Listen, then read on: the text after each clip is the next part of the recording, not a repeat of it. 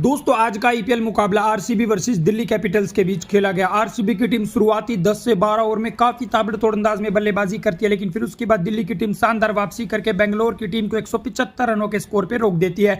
लेकिन फिर उसके बाद भुवनेश्वर कुमार आते ही अपने 2 ओवर में दिल्ली की 3 विकेट चटका देती है, जिसके बाद दिल्ली की टीम इस मुकाबले में पूरी तरीके से बैकफुट पर आ जाती है। लेकिन फिर उसके बाद खेलते हैं केएल राहुल तूफानी पारी, फिर आ जाता है मुकाबले में रोमांचक मोड़। तो कौन जीता अंत में इस मुकाबले में बताएंगे दोस्तों आपको हमारी इस वीडियो में।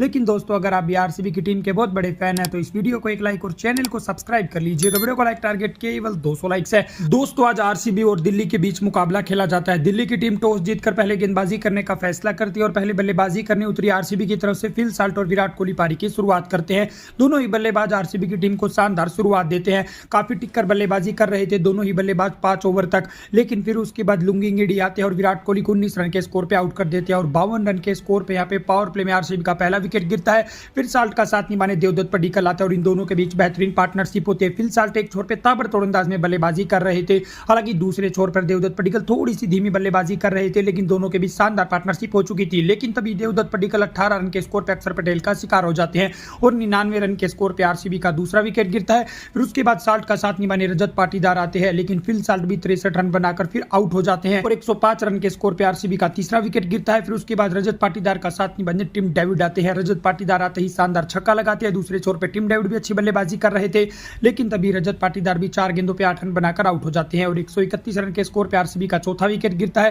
फिर उसके बाद टिम डेविड का साथ निभाने जितेश शर्मा आते हैं। इन दोनों के बीच पार्टनरशिप चल रही थी। जितेश शर्मा एक छोर पे धीमी बल्लेबाजी करते हुए नजर आ रहे थे, लेकिन तभी टिम डेविड 26 रन के स्कोर पे अक्षर पटेल का शिकार हो जाते हैं और 146 रन के स्कोर पे यहाँ पे आरसीबी का 5वां विकेट गिरता है। फिर उसके बाद रोमारियो सेफर्ट आते हैं, वो भी 1 रन के स्कोर पे आउट होते हैं। फिर अंत के ओवरों में जितेश शर्मा और कुणाल पांड्या के बीच भी काफी धीमी पार्टनरशिप होती है, जिसकी बदौलत 20 ओवर में आरसीबी की टीम केवल 175 रन 8 विकेट के नुकसान पर बनाती है।